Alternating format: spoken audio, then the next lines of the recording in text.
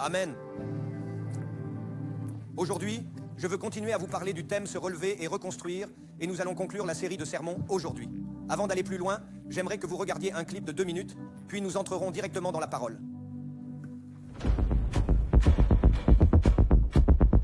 Le temps est venu de ne pas rester les bras croisés, de ne pas s'attarder dans l'hésitation, de ne pas rester un spectateur sur la touche. Dieu appelle son peuple, son Église, à se lever. Levez-vous, brillez, car votre lumière est venue, et la gloire du Seigneur se lève sur vous. C'est le moment de sortir de l'ombre, de se réveiller du sommeil spirituel et de marcher hardiment dans la puissance et la vérité de Jésus-Christ. Les murs de la foi, autrefois puissants, attendent d'être reconstruits. Tout comme Néhémie a répondu à l'appel avec une détermination audacieuse, déclarant « Levons-nous et bâtissons », nous devons répondre avec la même détermination. Fini la peur, fini le doute, fini le recul face au rugissement de l'ennemi. Nous sommes une génération choisie, un sacerdoce royal, une nation sainte. Nous sommes appelés à faire de toutes les nations des disciples, en les baptisant au nom du Père, du Fils et du Saint-Esprit. L'heure n'est pas aux demi-mesures, des âmes sont en jeu. Chaque croyant a un rôle à jouer et chaque cœur doit répondre à l'appel. L'Esprit du Seigneur est sur nous pour annoncer la bonne nouvelle aux pauvres, pour panser ceux qui ont le cœur brisé, de proclamer la liberté des captifs et la libération des ténèbres pour les prisonniers.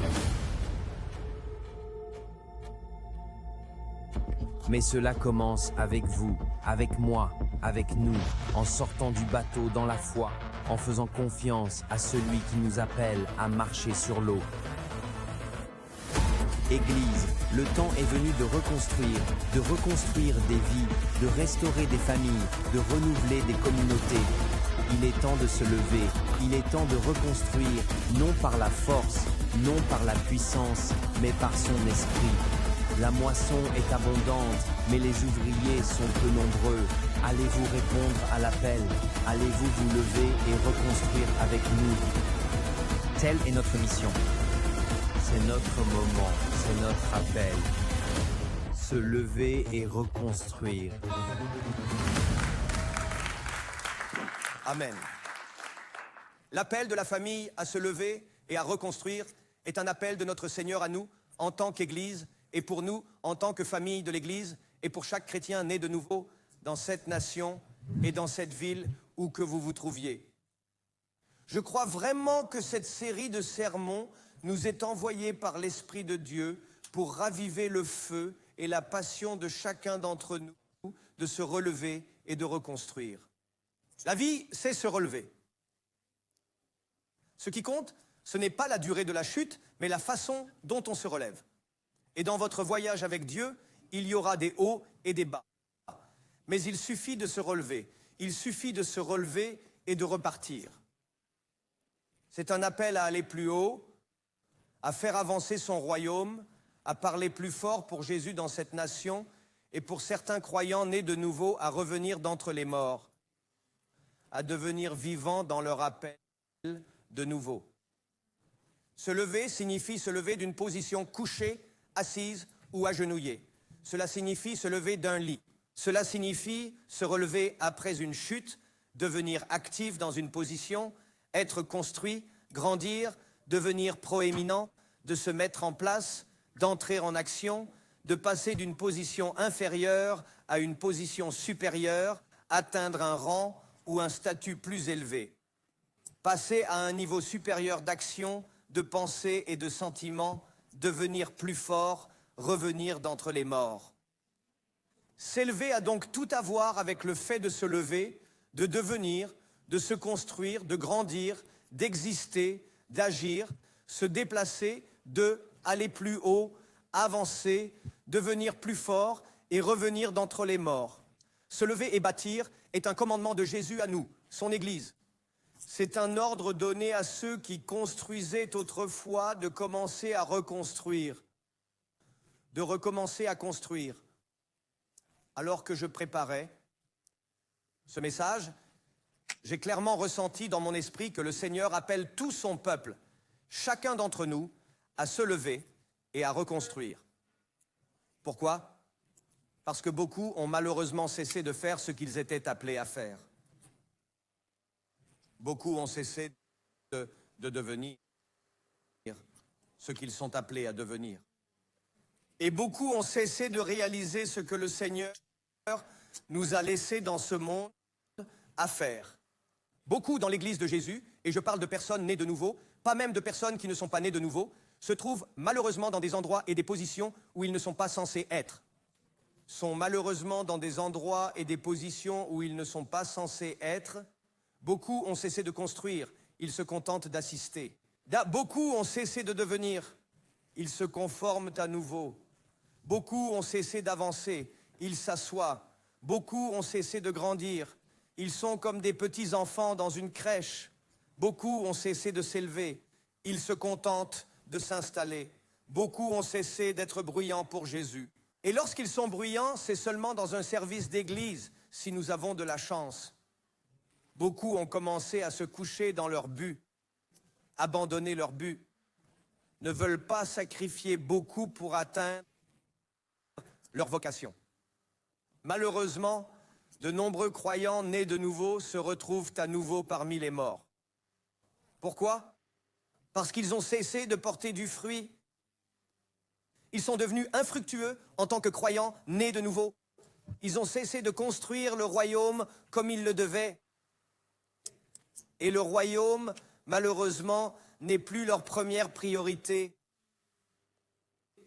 Je veux que vous entendiez ce que l'Esprit du Seigneur vous dit ce matin. En tant que fils et filles de Dieu, malheureusement, quand vous regardez l'Église née de nouveau aujourd'hui, vous trouverez beaucoup de gens qui ne font qu'assister à l'Église. Beaucoup attendent que les choses se passent. Beaucoup ne se transforment pas. Mais en fait, ils se conforment, retournent pour ressembler au monde. Beaucoup n'avancent pas, ils se contentent de se maintenir. Et nous sommes devenus très à l'aise avec ce type d'église. Chaque fois qu'un homme de Dieu se lève et vous dit qu'il faut aller de l'avant, qu'il faut aller dans les âmes et faire des disciples, qu'il faut se sacrifier, qu'il faut payer un prix, beaucoup d'églises sont comme des crèches, là où la plupart des croyants nés de nouveau sont faibles, ne faisant rien, ne font pas avancer le royaume de Dieu, se cachant derrière la religion. Ce n'est pas pour cela que Jésus nous a sauvés, toi et moi, et nous a laissés ici. Il ne nous a pas laissés ici pour que nous devenions une sainte assemblée. Il n'a pas planté le campus à Sawbridge Wharf ou à Southfields ou à Sevenoaks ou n'importe où ailleurs. Pour que nous devenions de saintes assemblées où les gens se sentent offensés dès que la vérité est dite. C'est la vérité qui vous libère. C'est la vérité qui vous fait sortir de la mort et entrer dans la vie. Alors, comment pouvons-nous être un peuple qui dit au monde que nous aimons Jésus, mais que le monde n'est pas touché par nos vies?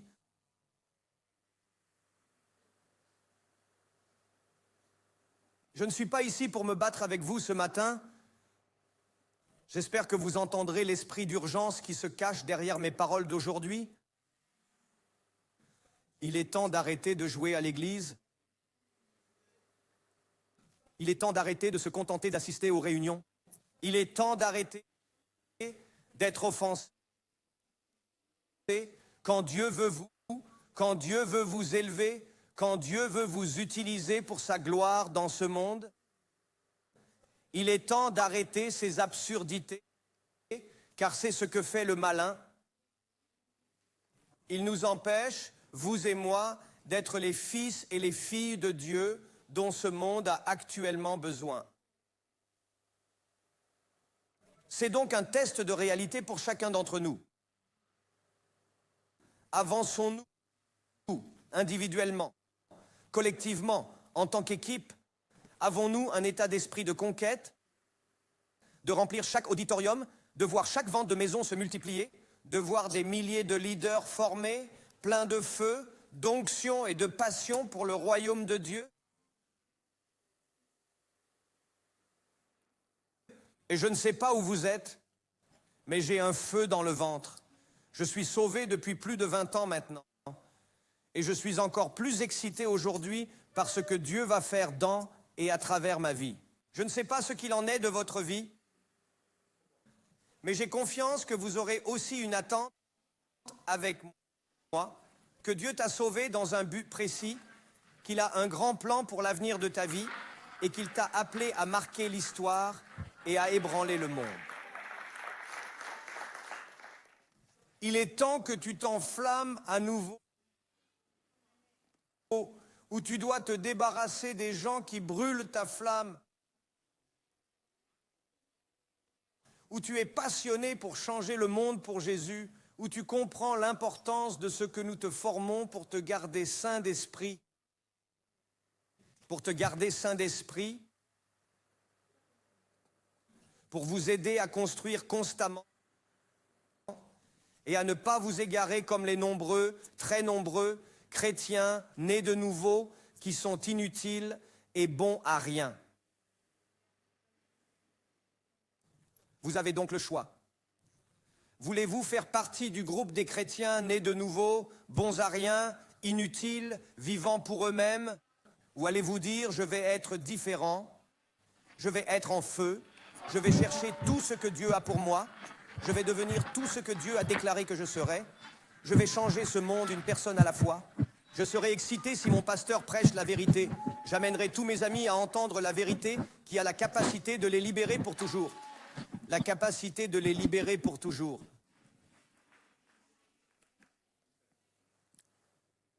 Dans Matthieu, chapitre 13, verset 18, il est dit, « Écoutez donc la parabole du semeur. » Jésus parla donc à ses disciples et leur expliqua. Il partage avec eux la parabole du semeur. Beaucoup d'entre vous connaissent la parabole du semeur. Il dit que le semeur sème. Break time 0.5, où le semeur est sorti pour semer. Amen. Break time 0.5, c'est une révélation que certains d'entre vous doivent recevoir. Vous devez sortir et semer la parole. D'accord, ne pas vous asseoir et attendre que le poisson vienne. Vous devez aller pêcher. Break time 0.8s. Parlez en à votre voisin. Break time 1.0s. Vous devez avoir cette révélation. Break time 0.9s. Amen. Très bien, je prie pour qu'ils viennent. Très bien. C'est pour ça que toutes les églises religieuses avec des gens de plus de 80 ans ou 70 ans, ils sont constamment en train de prier tous les jours. Personne n'est sauvé.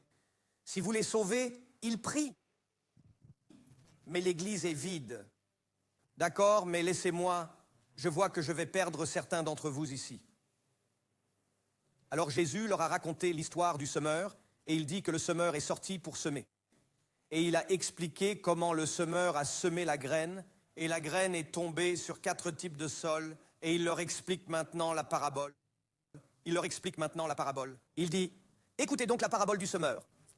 Quand quelqu'un entend la parole du royaume et ne la comprend pas, le méchant vient arracher ce qui a été semé dans son cœur. C'est lui qui a reçu la semence au bord du chemin. Je veux que vous vous souveniez toujours, famille, et que vous n'oubliez jamais ceci, que nous avons un ennemi, le méchant. Et il aime venir à l'église.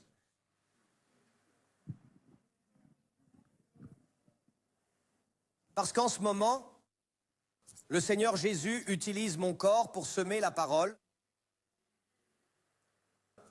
Et la Bible dit qu'il y a des semences qui vont tomber sur le bord du chemin. Vous êtes peut-être une personne qui reçoit la parole sur le bord du chemin. Vous recevez la parole, mais avant que vous ne la fassiez vôtre, l'ennemi vient avec une. Ne l'écoutez pas, il ne sait pas de quoi il parle. Ne t'inquiète pas, tout va bien. Et il arrache le mot de votre vie à cause de votre manque de compréhension. Nous avons donc un ennemi, et l'ennemi s'efforce activement à arracher la parole, d'arrêter la parole, d'empêcher la parole, parce que la parole est conçue à vous guérir, à vous construire, à vous élever, à vous rendre fort. Et il est constamment pour arracher la parole de Dieu de nos vies. C'est pourquoi le dimanche, lorsque vous venez à l'église, vous devez préparer votre cœur à la parole. La Bible raconte aussi que Jésus a dit de l'ennemi, le méchant, qu'il ne vient que pour tuer, voler et détruire. Tout ce qu'il cherche à faire dans la vie, c'est de vous empêcher de devenir ce que Jésus a créé pour vous. Poursuivons.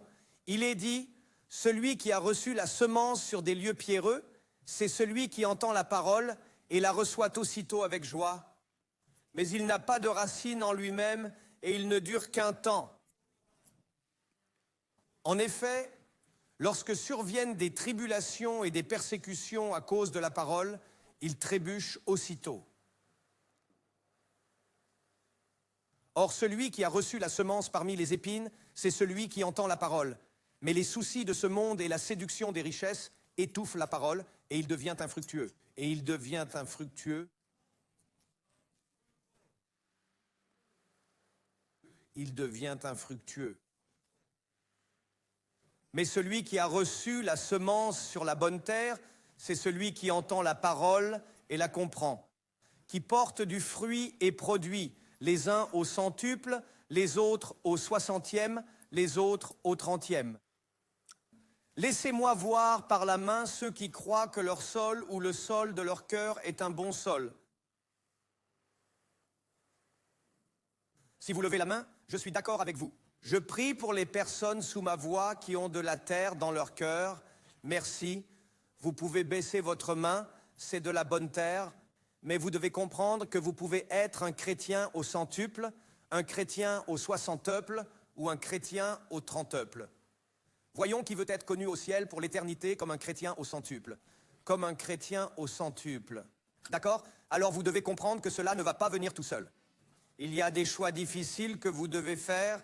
Il y a des sacrifices que vous devez payer parce que vous pouvez, à tout moment, choisir d'être un triple chrétien.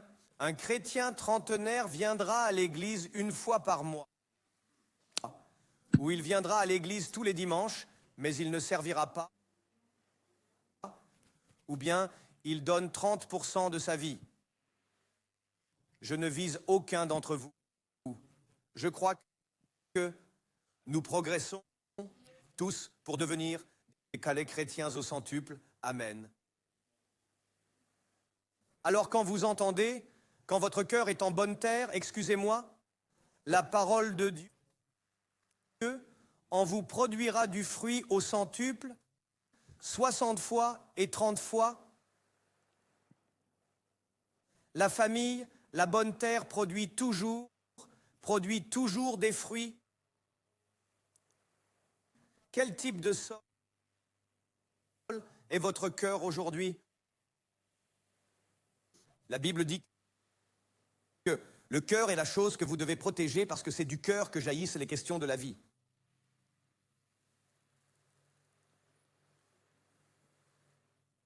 Souvenez-vous toujours, famille, qu'une bonne terre peut toujours devenir une mauvaise terre aussi, si vous n'en prenez pas soin. Il est dit ici que les soucis de ce monde et la séduction des richesses étouffent la parole et que la personne est devenue infructueuse. Cela signifie que la personne n'a jamais été créée pour être infructueuse, que la personne n'était pas inféconde, mais qu'elle est devenue inféconde. Vous pouvez être né de nouveau et venir à l'église et devenir infructueux. Vous étiez autrefois fructueux, mais vous êtes devenu infructueux. Et je ne veux pas que vous quittiez le monde, que vous sortiez des ténèbres pour entrer dans la lumière, que vous grandissiez, que vous portiez du fruit 30, 60 ou 100 fois ou au centuple, et qu'au cours de votre voyage, dans 5 ans, dans 10 ans, je ne sais pas dans combien de temps, vous devenez infructueux. Vous devez donc être, et je dois être conscient que nous pouvons être fructueux à un moment donné et devenir infructueux par la suite. Puis devenir infructueux. Et je veux que vous sachiez que le croyant né de nouveau n'est pas créé pour être infructueux. Vous avez été sauvés est créé pour porter beaucoup de fruits, comme l'a dit Jésus. Nous ne glorifions donc pas le diable. Nous n'avons pas peur de son travail, mais la Bible dit que nous devons être sages comme des serpents et doux comme des colombes, et que nous devons savoir et comprendre comment l'ennemi travaille.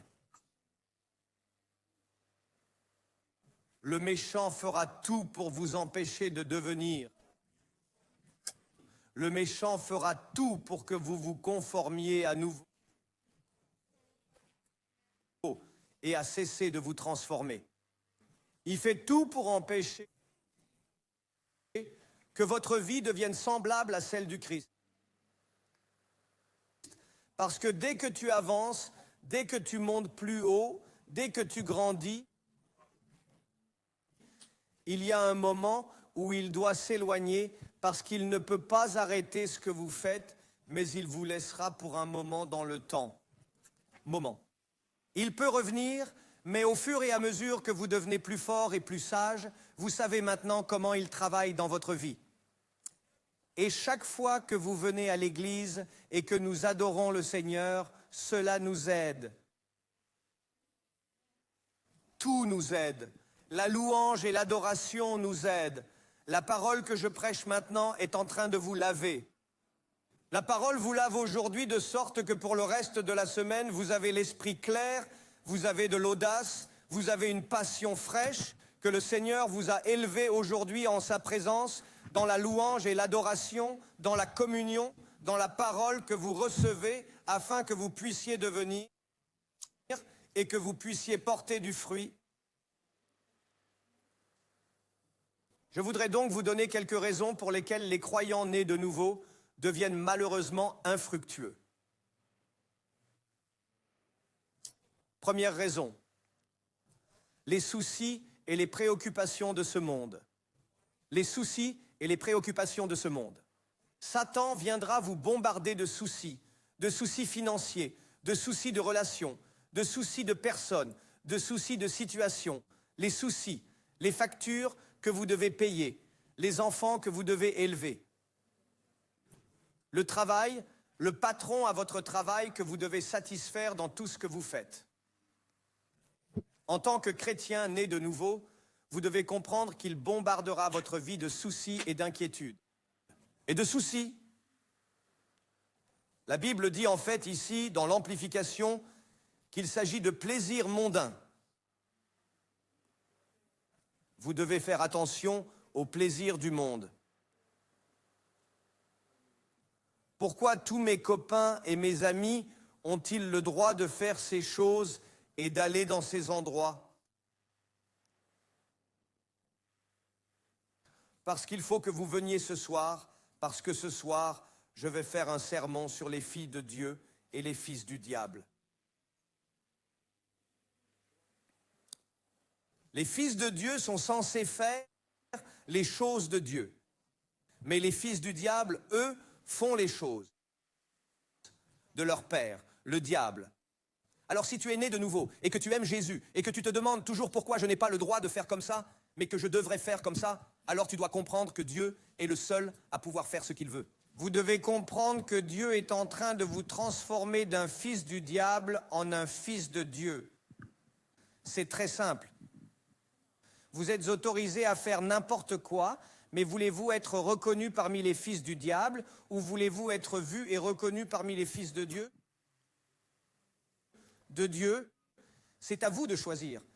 Je ne vais pas continuer à prêcher là-dessus. Vous devez venir ce soir. Il vient donc avec la tromperie des richesses et c'est la fausse sécurité dans votre richesse. C'est pourquoi vous êtes trop inquiet à propos de l'argent, des finances et de la sécurité. Vous n'avez pas la foi que Dieu est votre pourvoyeur. Je sais que vous avez un autocollant sur votre pare-choc. Jésus est mon pourvoyeur. Et je sais que vous dites à tout le monde que votre entreprise est partenaire est Jésus. Et que vous vivez pour Jésus. Et je sais que vous dites toutes ces choses. Mais au ranch, vous n'êtes que de l'argent. De l'argent. Tu as des nuits blanches quand il s'agit d'argent. Et si vous n'avez pas un certain montant sur votre compte en banque, vous commencez à vous inquiéter, vous commencez à paniquer. Pourquoi? Parce que vous n'avez pas confiance dans le fait qu'il est votre pourvoyeur. Alors vous placez votre sécurité dans votre richesse. Et c'est la tromperie des richesses. Êtes-vous prêts à tout donner? Permettez-moi d'essayer de changer cela. Êtes-vous prêts à tout donner? Parce que vous devez être là. Vous devez vous y rendre. Parce que sinon, l'esprit démoniaque derrière l'argent s'emparera de vous et vous chanterez toutes les belles chansons et les chants d'adoration, mais de retour au ranch, de retour, si nous regardons ce qu'il y a derrière vous, c'est quoi? Un esprit démoniaque qui vous pousse à aimer l'argent, à vous soucier de l'argent et à ne pas mettre votre foi en Dieu ou au calme. Troisièmement, les désirs passionnés pour d'autres choses. Faites très attention que lorsque vous commencez à servir le Seigneur et que tout va bien pour vous et que le Seigneur commence à vous bénir, vous ne commenciez à développer des désirs passionnés pour d'autres choses, que vous ne commenciez à développer des désirs passionnés pour des choses qui ne devraient pas faire partie de votre vie ou un désir malsain de succès et de célébrité.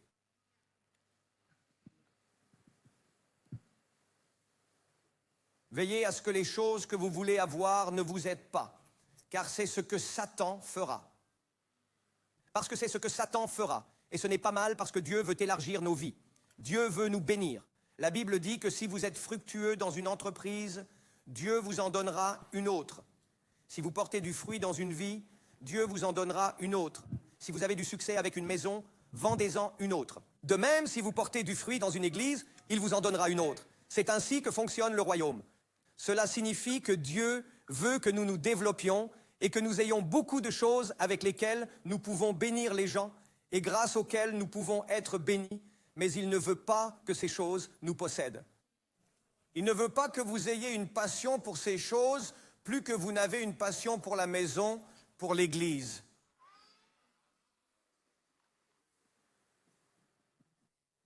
Soyez très prudents. C'est ainsi que le malin travaille. Il vient avec des désirs passionnés qui sont plus grands que les désirs du royaume. Quatrièmement, ils ont commencé à étouffer la parole de Dieu. Et étouffer la parole, ça veut dire, avez-vous déjà pressé un dentifrice, pris un dentifrice et vous êtes dit, je vais vérifier ce qui se passe et au lieu de le presser et de le faire gicler.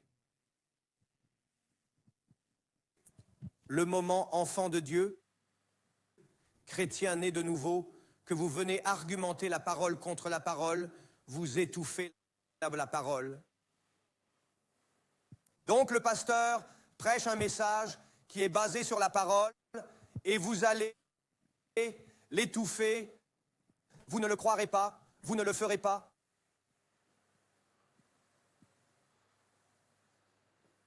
Parce que la Bible dit, donnez vos dîmes et vos offrandes. Apportez-les à l'entrepôt.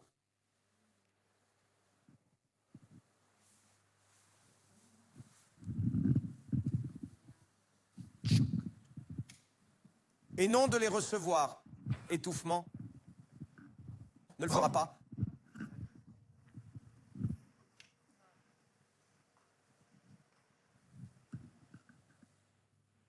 Au lieu de « Est-ce que c'est ce que mon Dieu veut? Est-ce que c'est ce que mon Père veut? Je ferai cela et plus encore. » Quand il s'agit de relations, c'est incroyable que ceux qui font des relations comme le monde, ils couchent ensemble avant de se marier.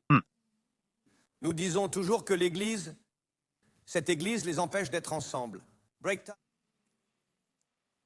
time 1.0, maintenant, vous couchez, break time 1.0 avec votre, break time 1.0, vous couchez avec le mari ou la femme de quelqu'un d'autre, break time 1.0, mari ou la femme de quelqu'un d'autre parce que vous n'êtes pas marié avec eux. Break time, il y a 1.0, et vous êtes maintenant, break time, il y a 1.0, fornicateur, break time, il y a 1.0, et vous êtes dans le péché. Break time, il y a 1.0, et puis ceux qui vous disent de ne pas le faire de cette façon. Break time 0.5, c'est eux le problème. Et alors vous quitterez cette église et vous irez dans ces endroits où l'on vous permettra de vivre ensemble avant de vous marier.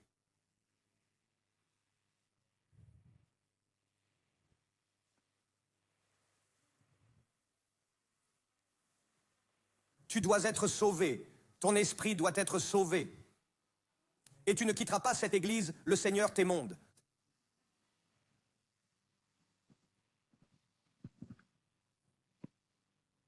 Mais parce que tu as étouffé. Vous avez étouffé la parole. Quand elle vient, la parole de la relation vient à toi.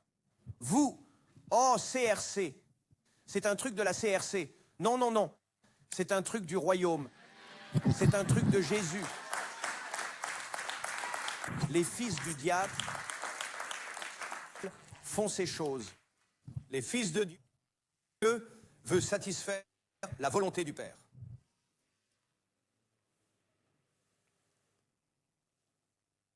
Puis-je avoir un amen?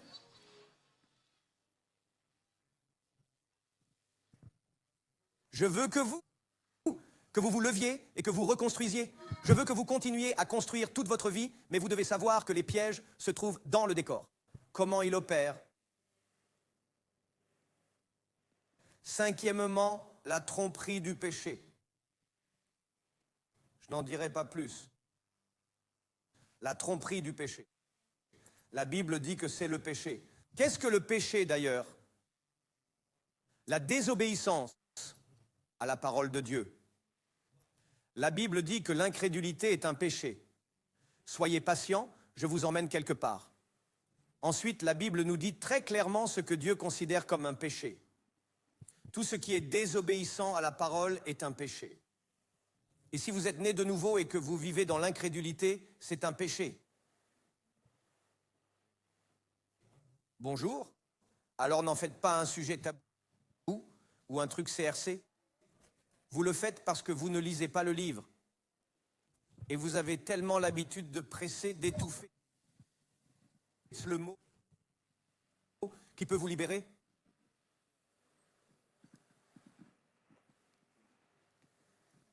Sixièmement, vous aurez un mauvais cœur. La Bible parle d'incrédulité.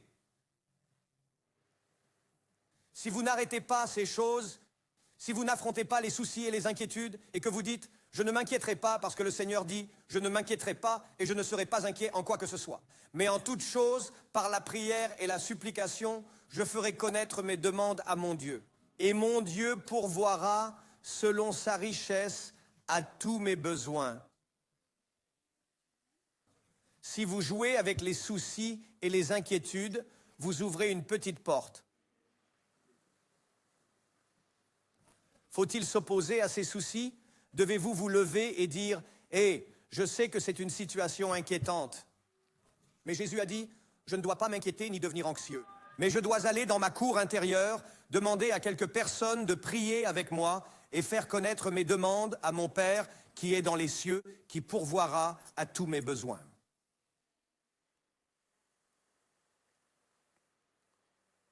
Lorsque vos désirs passionnés dépassent le personnel du royaume de l'Église et que quelqu'un vient vous voir et vous dit « Hé, vérifiez, vous êtes maintenant plus là qu'à l'Église.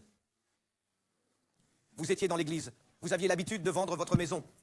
Vous aviez l'habitude de donner la priorité aux choses importantes pour la construction du royaume. Mais maintenant, vous ne faites que parler de Chelsea et de football, et vous parlez de ceci et de cela, et vous êtes là-bas ou sur le prochain voyage là-bas. Wow, faites attention. Oh, ils veulent me voler mon plaisir. Non, non. Nous voulons retirer la main du diable de votre vie.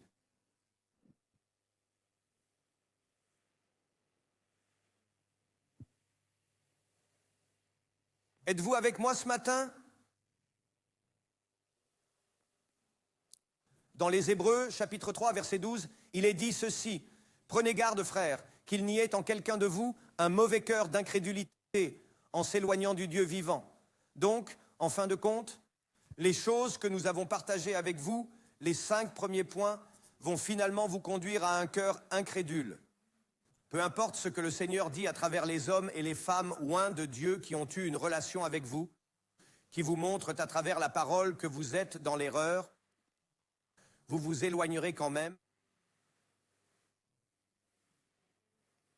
et vous partez parce que votre cœur est redevenu un cœur d'incrédulité. Vous ne pouvez pas permettre rien de changer votre cœur. Vous devez protéger votre cœur. Comment protéger votre cœur? En connaissant la vérité, en comprenant la parole, en connaissant et en comprenant comment Jésus agit, ses méthodes, ses principes. Parce qu'en fin de compte, ce que Satan recherche, c'est un mauvais cœur d'incrédulité. Vous vous asseyez à l'église, vous chantez les chants rapides, vous chantez les chants bas, les chants lents, vous êtes ici tous les dimanches, mais vous avez un cœur incrédule dans de nombreux domaines de votre vie. Parlons du plus important, de l'éléphant dans la pièce, le don d'argent.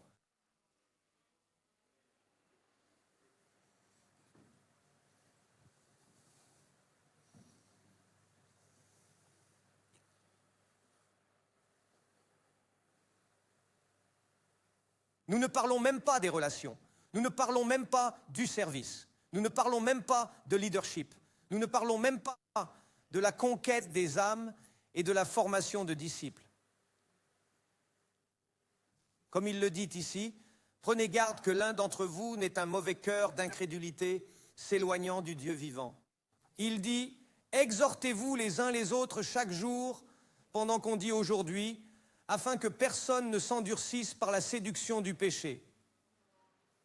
En fin de compte, c'est donc un mauvais cœur d'incrédulité que vous aurez, puis Satan viendra et mettra à nouveau le voile sur vos yeux.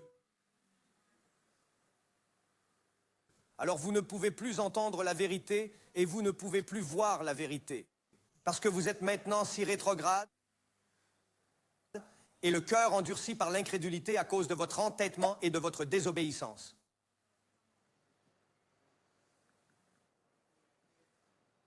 Et la prochaine étape sera votre départ.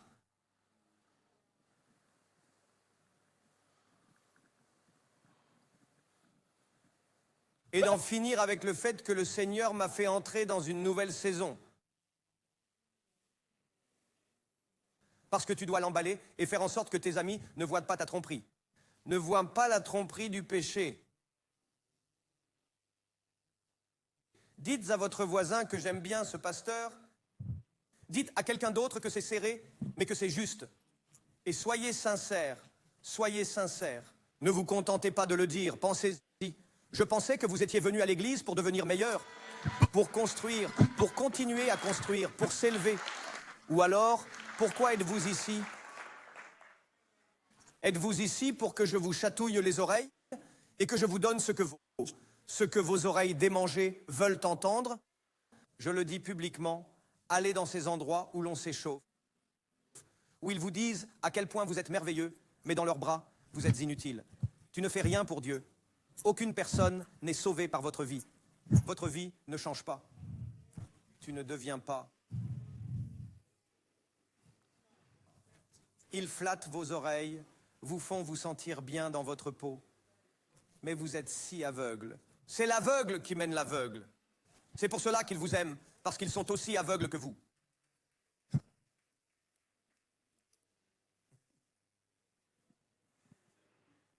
Et si vous vous sentez offensé ce matin, je vais gratter votre démangeaison. Venir au mauvais endroit.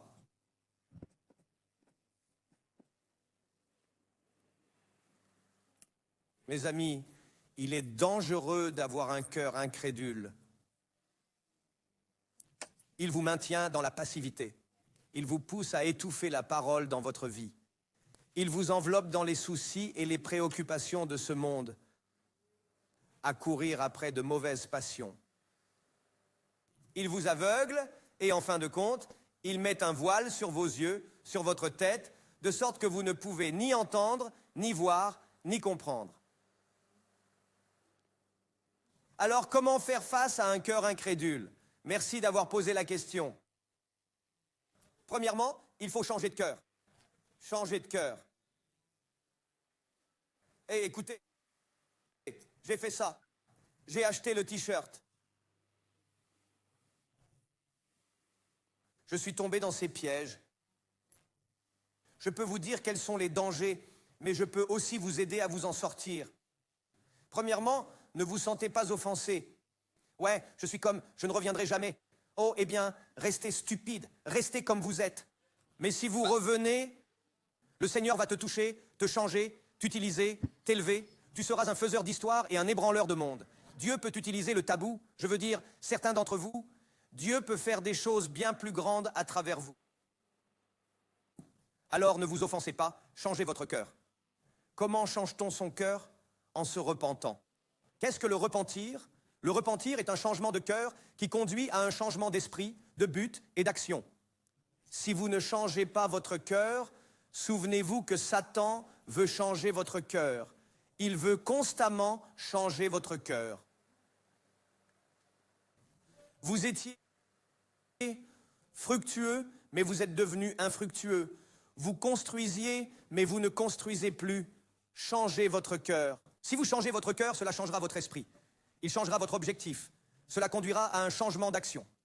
Deuxièmement, donnez la priorité aux choses du royaume avant tout. Quand on est ignorant et immature, on en fait une affaire d'église. Votre église, CRC. Cela n'a rien à voir avec la CDE. Ou de telle église, c'est une question de royaume. Nous ne sommes pas les fils de l'église. Nous sommes l'église. Nous sommes les fils du roi du royaume. Quelles sont donc les priorités du royaume? Bonjour. Donnez la priorité aux choses du royaume avant tout. Qu'est-ce que les choses du royaume? Le dimanche, l'église, la cellule de la maison. Ce sont les deux choses les plus importantes dans votre vie. Vient ensuite la réunion de prière, puis vient l'évangélisation. Puis vient la conquête des âmes, la formation de disciples. Toutes ces autres choses que nous faisons aussi. N'oubliez pas que vous ne pouvez pas toutes les faire. Nous aimons que vous les fassiez toutes, mais vous allez vous épuiser. Il y aura un moment où vous direz « je me termine, je ne peux plus rien faire ». Et c'est bien. Mais comment changer? On se repent. Que faites-vous? Vous donnez la priorité aux choses du royaume. Qu'est-ce que c'est?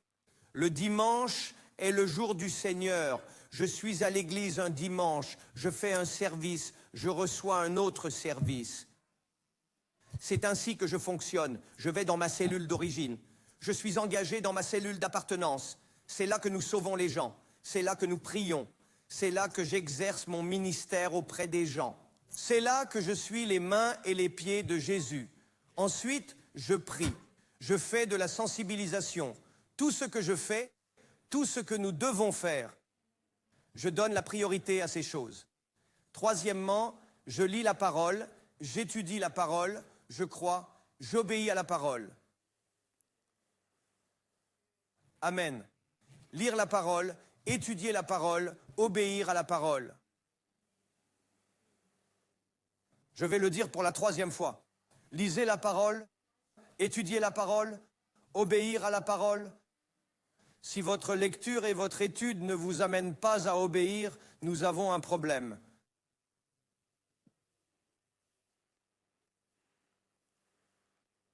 Quatrièmement, mettez-vous en présence du Seigneur.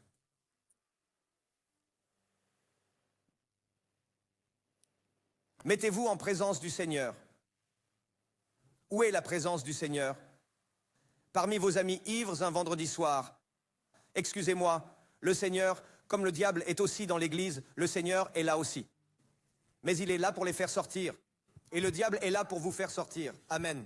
Alors ici, vous devez fermer vos oreilles à la voix du diable et vous tenir debout là où Dieu vous a placé.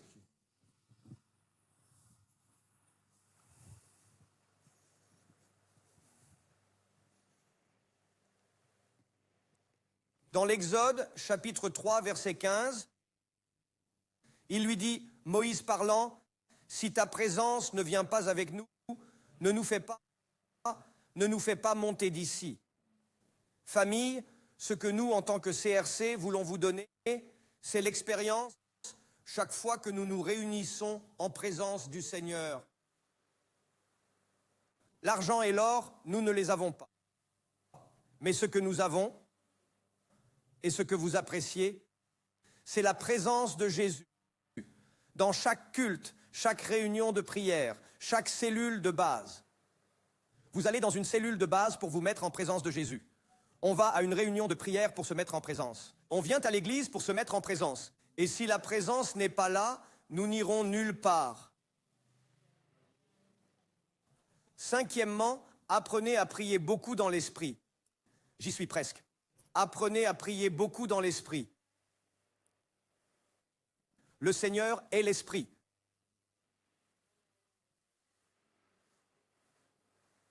Quelle langue parle-t-il dans le monde spirituel? L'esprit. C'est très simple. Prier en langue, parler en langue, c'est ce qu'il faut prier le plus souvent. Pas peu, beaucoup. Dites-le avec moi, beaucoup. Une demi-heure, ce n'est pas beaucoup. Des heures, c'est beaucoup. Et quiconque vient vous voir a un problème pour prier dans l'esprit, priez simplement pour qu'il soit sauvé.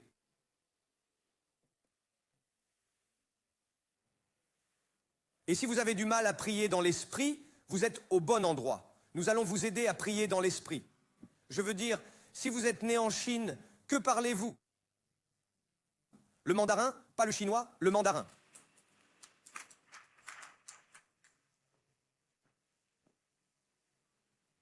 Si vous êtes né au Royaume-Uni, que parlez-vous? L'anglais. Si vous êtes né dans le royaume de Dieu, que devez-vous parler? Les langues, l'esprit. Et si quelqu'un vous dit cela, vous n'avez qu'à dire « Oh Seigneur, je prie pour lui ». Ils ne font que comprendre. Ils n'ont pas de compréhension. Et ce n'est pas un don réservé à certains.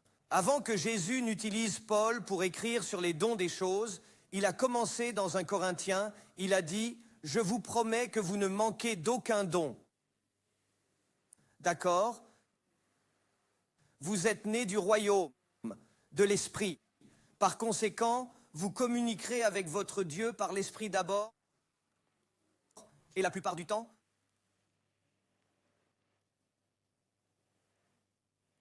Le verset 18 du chapitre 6 de l'Épître aux Éphésiens dit « Faites en tout temps, en toute occasion et en toute saison, par l'esprit, des prières et des demandes précises.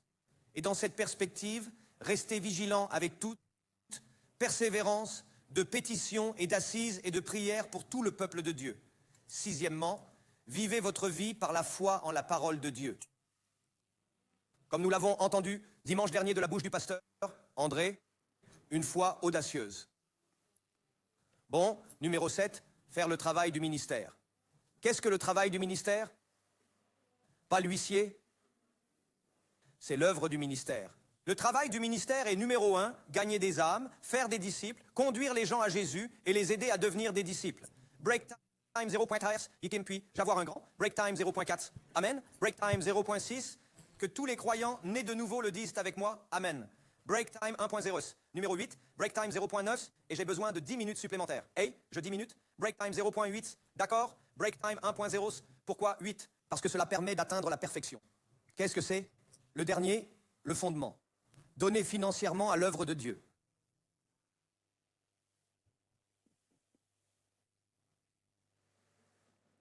Le verset 16 de Jean 3 dit « Car Dieu a tant aimé et a tant aimé le monde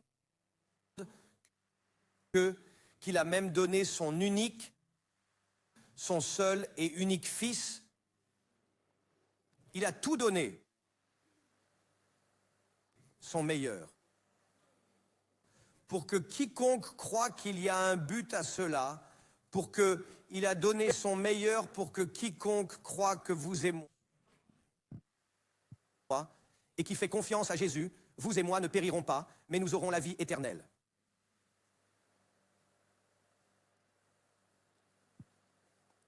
Jésus relie l'amour du Père et le don du Père à ce que nous ne périssions pas et recevions la vie éternelle. Mes amis, écoutez-moi, quand vous êtes nés de nouveau et que vous aimez beaucoup, vous donnerez.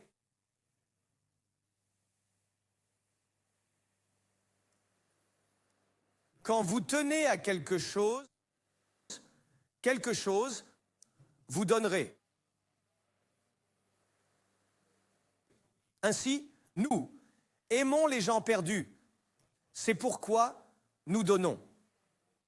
Nous tenons beaucoup à ce que les perdus ne périssent pas. C'est pourquoi nous donnons. Nous donnons parce que notre Père Céleste a donné en premier.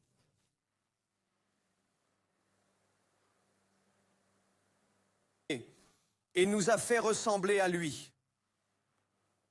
Rappelez-vous les deux camps. Les fils du diable, les preneurs, volent. Les fils de Dieu, qui donnent. Si tu es né de nouveau, il t'a fait comme lui. Mais pourquoi te manifestes-tu encore comme ton ancien père?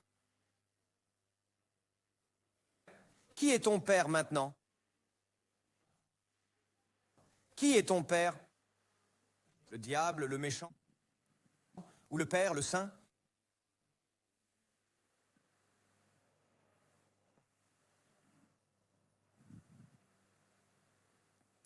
Vous n'êtes pas un bâtisseur si vous ne donnez pas.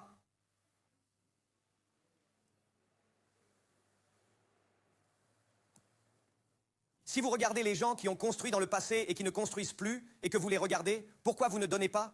Et que vous les observez, vous pouvez remonter jusqu'à eux, à ne pas donner financièrement à l'œuvre de Dieu. Avant de cesser de construire, ils cessent de donner. Suis-je en train de parler à des gens qui, tous les jours de leur vie, veulent continuer à construire, et un jour se tenir devant Dieu et entendre « C'est bien, mon bon et fidèle serviteur ». Mon bon et fidèle serviteur, et vous devez m'écouter.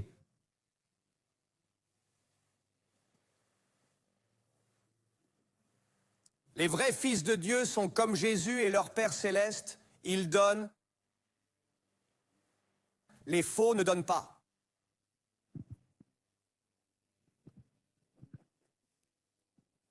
Ne pas donner montre que vous vivez encore dans votre ancienne nature. Mes amis, lorsque vous avez du mal à donner de l'argent pour l'œuvre de Jésus sur terre et que vous voyez des vies changer, cela ne montre pas que vous êtes en train de donner.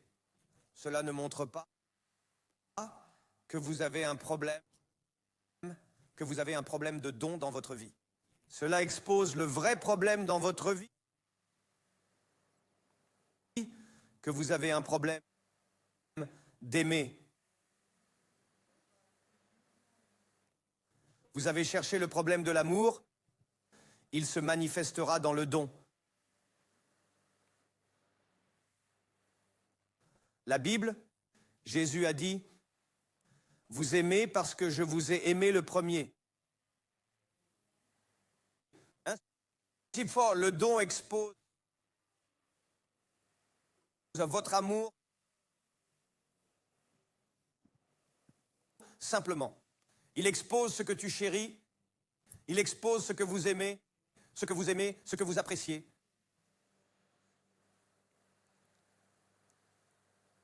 Ne pas donner, c'est montrer que vous n'aimez pas et que vous n'accordez pas d'importance à Jésus et à sa cause, que vous n'aimez pas et n'appréciez pas les gens perdus qui vont activement en enfer. Break time 1.0. Troisièmement, ne pas donner. Break time 1.0, c'est montrer que vous n'aimez pas et n'accordez pas d'importance à votre prochain. Break time 0.6, dans le royaume. Break Time 1.0, parce qu'il contribue à l'expansion et que vous venez simplement regarder le spectacle gratuitement. Break Time 1.0S, et vous l'enveloppez de toutes sortes de choses. Break Time 1.0S, pour justifier votre péché. Break Time 1.0S, dans le domaine.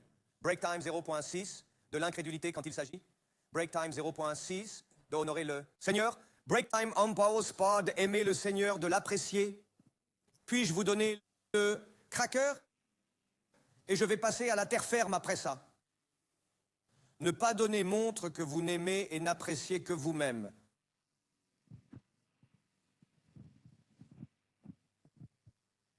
C'est très serré. C'est taille. Mais je veux que vous compreniez. Je veux que vous compreniez la gravité de la situation.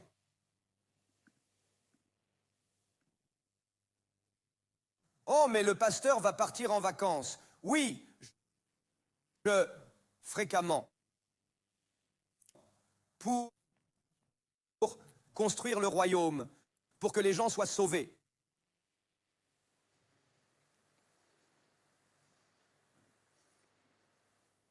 Cela ne te dérange pas, enfant de Dieu, d'être né de nouveau? Dis au monde que tu aimes Jésus, mais que tu as un problème quand il s'agit de contribuer financièrement à l'entreprise de ton père. Contribuer financièrement à l'entreprise de ton père. Es-tu sauvé? Es-tu né de nouveau? De quel esprit es-tu né? Es-tu né de l'esprit de don, d'amour et de générosité, ou fais-tu encore partie de l'esprit de prise?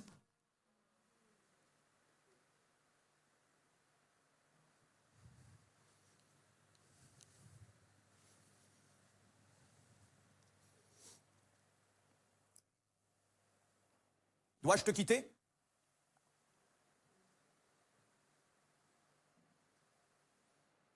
Dois-je te quitter? Ne devrais-je pas te parler comme ça? Eh bien, le diable a votre esprit, il a votre vie, il a votre cœur, il a tout. Et tu n'as pas de fruit. Et un jour, vous serez devant Jésus à cause de votre manque de dons et vous entendrez « Éloignez-vous de moi parce que je ne vous connais pas ».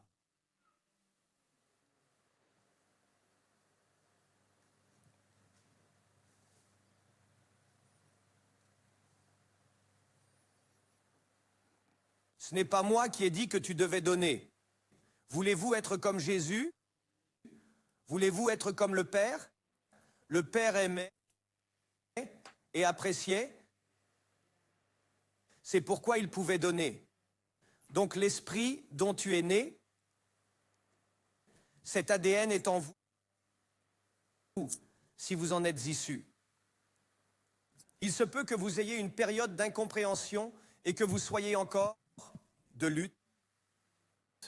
Mais au fur et à mesure que votre esprit grandit, vous grandirez en accord avec la parole et vous grandirez dans l'amour pour le travail de Dieu, l'amour pour les perdus, l'amour quand votre pasteur ou votre église s'agrandit, les campus plantés, les gens sauvés, le ministère.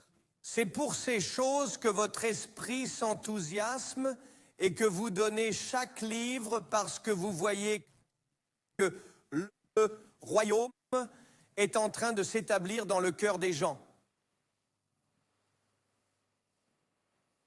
De quel esprit es-tu né?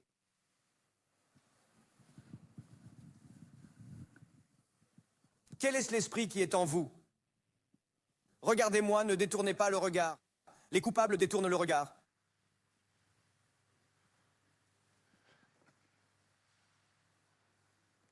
Je ne reviendrai jamais vers vous. C'est une église de Jésus. Si Jésus était ici, il vous aurait confronté à bien d'autres niveaux, car je ne connais pas vos pensées, mais je peux voir votre attitude maintenant.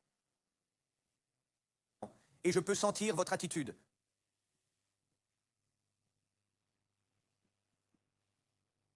Oui, cela ne me dérange pas. C'est pour ça que je vais continuer à vous harceler jusqu'à ce qu'il se passe quelque chose.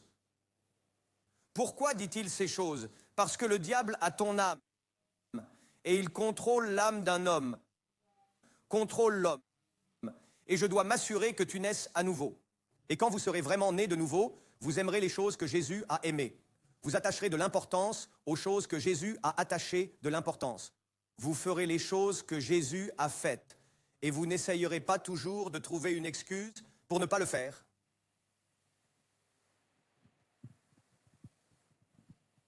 Je vous laisse sur cette question. Aimez-vous Jésus? Alors donnez. Oh, je donne mon temps. La dîme n'est pas un temps.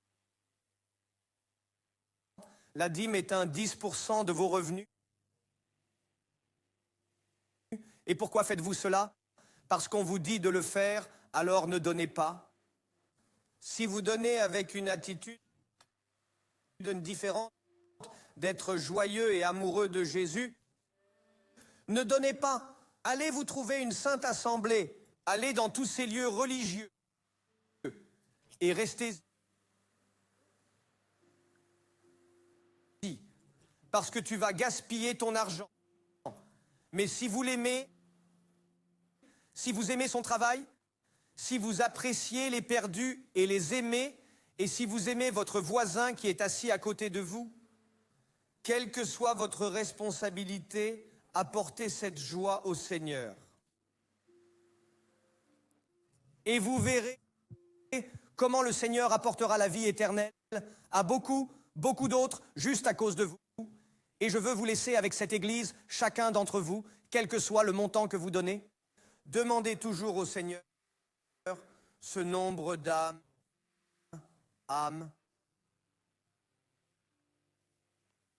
ce nombre de disciples. Quand je donne ma dîme, je la relie directement à une personne. Jésus,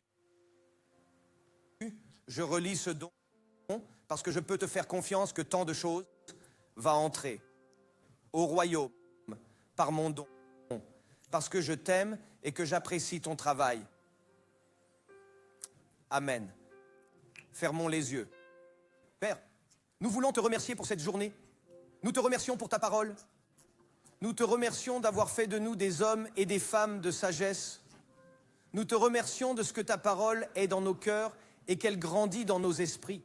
Je te demande maintenant, Esprit Saint, d'apporter la révélation et la compréhension à chaque personne qui se trouve sous ma voix. Merci de ne pas être là pour nous condamner, mais pour nous corriger et nous élever. Et pour nous élever, de nous rendre plus grands et de nous utiliser pour ta gloire. Nous te remercions de nous avoir aimés pour que nous puissions aimer. Tu as donné, nous pouvons donc donner. Et aujourd'hui, Seigneur, je te remercie d'être notre plus grand cadeau. Merci que nous puissions tous recevoir et ne pas périr grâce à ce que le Père a fait en te donnant en sacrifice pour tous nos péchés. Et avant de partir, aujourd'hui, Père, je veux prier pour ceux qui ne te connaissent pas comme Seigneur et Sauveur. Ceux qui ne sont pas sûrs à 100% d'avoir une relation avec le Dieu vivant. Ceux que tu as amenés aujourd'hui à ce service pour qu'ils reçoivent ta parole dans leur cœur et leur esprit. Et si vous êtes ici aujourd'hui et que vous dites « Tabu, c'est moi, je n'ai pas l'assurance de la vie éternelle. Je sais que ma vie n'est pas correcte avec Dieu, mais aujourd'hui je l'entends me parler. Je l'entends me parler. » J'aime alors prier pour vous. J'aime vous donner l'opportunité que j'ai reçue il y a plus de 20 ans d'entrer en contact avec Dieu, de faire en sorte que ma vie soit en accord avec lui. Alors, où que vous soyez dans cet auditorium, dans n'importe quel autre auditorium et même en ligne, et que vous disiez « Incluez-moi dans cette prière », tranquillement, sans honte, pendant que tous les yeux sont fermés et les têtes inclinées, je veux que vous leviez la main. Montrez-moi votre main. Dites « Me voici ». Vous pouvez me faire signe et je prierai pour vous. Et le Seigneur vous sauvera. Merci, je vois votre main. Si vous levez la main, vous pouvez la baisser. Mais je veux que vous sachiez que c'est un endroit sûr pour faire un bon choix. Dans chaque campus, chaque église, venez, levez la main. Assez, c'est assez. Venez à Jésus. Père, nous te remercions pour chaque personne. Que ton règne vienne et que ta volonté soit faite au nom de Jésus. Et tout le peuple de Dieu dit Amen. Vous avez reçu la parole avec moi. Veuillez vous tenir à vos pieds et donner à Jésus une très grande main. Oh, allez, vous pouvez faire mieux que ça. Et pendant que nous applaudissons, j'aimerais vous inviter. Vous avez levé la main ou vous ne l'avez pas levée, mais vous savez que vous avez besoin d'être inclus dans cette prière. Je veux que vous fassiez un pas de foi audacieux. J'aimerais que vous quittiez votre siège dans chaque auditorium et que vous descendiez à l'autel dans chaque auditorium. Demandez peut-être à votre voisin de marcher avec vous. Elle sera ravie de marcher avec vous. Si vous êtes assis au fond de notre auditorium, je veux que vous vous rendiez jusqu'à l'hôtel. Allez, c'est votre journée, c'est votre matinée, c'est le jour du salut. Venez vous réconcilier avec Dieu. Peut-être que vous êtes un chrétien et que vous vous éloignez de Dieu, mais aujourd'hui vous voulez revenir. Allez, tu veux changer ton cœur à nouveau. Viens, viens à Jésus. Viens, viens, prions ensemble. Laisse le Seigneur te guérir, laisse-le te restaurer, et une fois de plus, qu'il t'utilise pour sa gloire. Alors venez, vous n'êtes pas seul. Il y a tant de gens qui se dirigent vers les autels. Venez à Jésus, écoute ma voix, le ciel crie ton nom. Nous vous encourageons, venez au Seigneur aujourd'hui. Mettez-vous d'accord avec lui, venez à Jésus.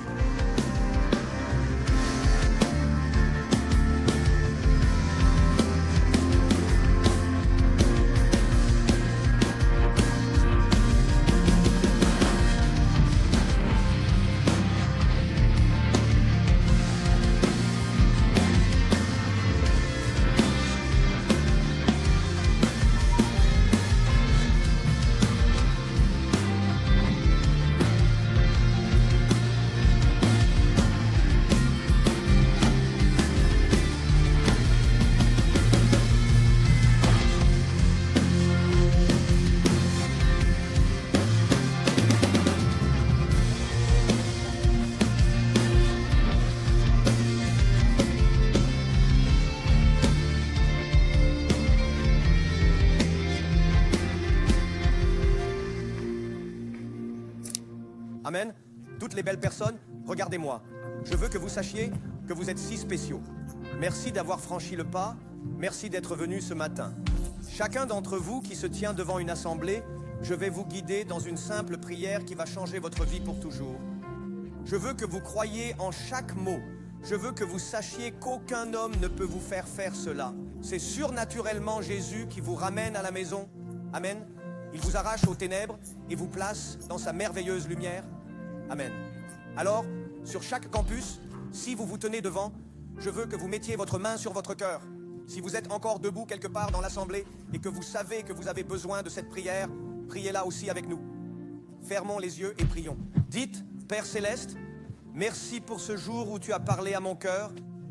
J'ai entendu ta voix. S'il te plaît, pardonne-moi tous mes péchés. Je me repens aujourd'hui.